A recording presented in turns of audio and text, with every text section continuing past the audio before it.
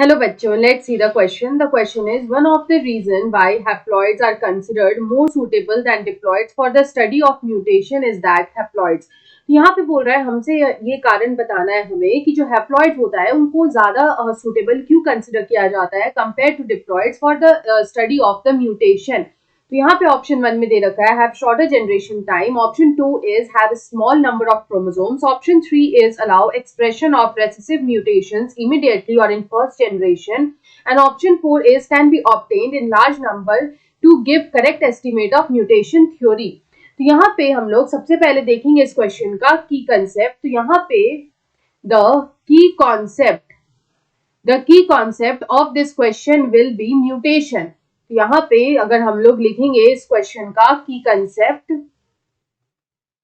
तो in the key concept of this question we will write mutation. तो mutation होता क्या है, म्यूटेशन को हम लोग किस तरह से डिफाइन कर सकते हैं. तो जो म्यूटेशन होता है इसको हम लोग बोलते हैं ऑल्टरेशन और चेंज इन द जीन्स.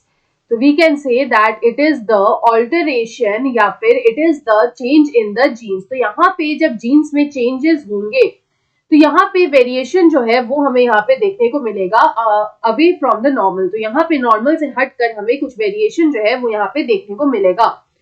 तो यहाँ पे अगर म्यूटेशन स्टडीज की बात करें तो म्यूटेशन की जो स्टडी होती है उसके लिए जो हैप्लॉइड्स होते हैं दे आर मोर सूटेबल. तो यहाँ पे हम लोग बोल सकते हैं that for mutation studies haploids are more suitable, they are more suitable than डिप्लॉइड्स.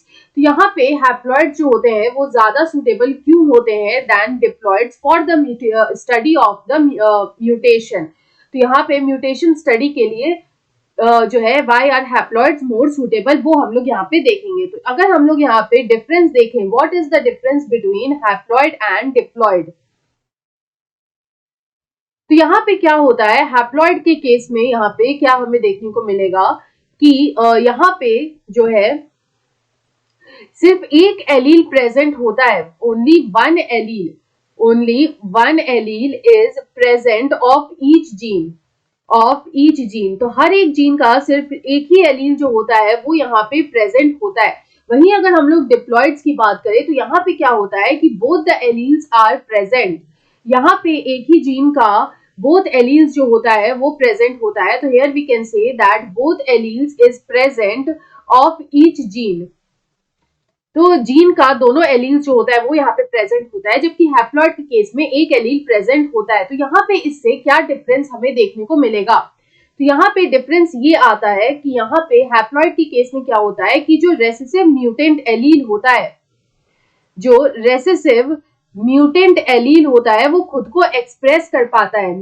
Recessive mutant allele is able to express itself, वो यहाँ पे खुद को एक्सप्रेस कर पाता है. वहीं अगर हम लोग बात करें डिप्लॉइड्स की, तो डिप्लॉइड के केस में क्या होता है कि जो रेसेसिव म्यूटेंट एलील होता है, जो रेसेसिव म्यूटेंट एलील होता है वो सप्रेस हो सकता है. It is suppressed by the dominant allele. It is suppressed by dominant allele. जो dominant allele होता है वो recessive allele को suppress कर देता है. तो यहाँ पे जो mutant allele है वो खुद को express नहीं कर पाता है, इसलिए वो study के लिए diploids जो होते हैं वो ज्यादा नहीं, they are not suitable. तो यहाँ पे अगर हम लोग देखें तो हैप्लॉइड्स किस तरह के यहाँ पे दिखते हैं. तो यहाँ पे अगर हम लोग हैप्लॉइड्स की केस में देखें तो सिर्फ एक एलील जो होता है वो यहाँ पे प्रेजेंट होता है. तो यहाँ पे हम लोग एक एलील को शो करेंगे. उसके बाद वहीं अगर हम लोग बात करें अबाउट डिप्लॉइड्स, तो डिप्लॉइड्स की केस में क्या होता है कि यहाँ पे हमें दो तरह का एलील जो है वो यहाँ पे हमें देखने को मिलता है. तो यहाँ पे हमें देखने को मिलेगा दो तरह का एलील. तो यहाँ पे जो फर्स्ट एलील हमें अगर इस तरह का देखने को मिल रहा है, तो यहाँ पे इसी में एक और एलील जो होता है वो प्रेजेंट होता है, another allele is present. तो इस तरह से ये डिफरेंस आता है हैप्लॉइड और डिप्लॉइड में. तो हैप्लॉइड के केस में अगर म्यूटेंट एलील है तो वो खुद को एक्सप्रेस कर पाता है, इसलिए ये स्टडी के लिए बेटर होता है. लेकिन वहीं अगर डिप्लॉइड की बात करें तो अगर ये हेट्रोजाइगस कंडीशन में प्रेजेंट है तो यहाँ पे जो डोमिनेंट एलील है वो रेसेसिव म्यूटेंट एलील को सप्रेस कर देगा. तो यहाँ पे जो म्यूटेशन स्टडी का चांस है वो हमारा चला जाएगा. तो यहाँ पे इसलिए haploids are more suitable for the study of mutation.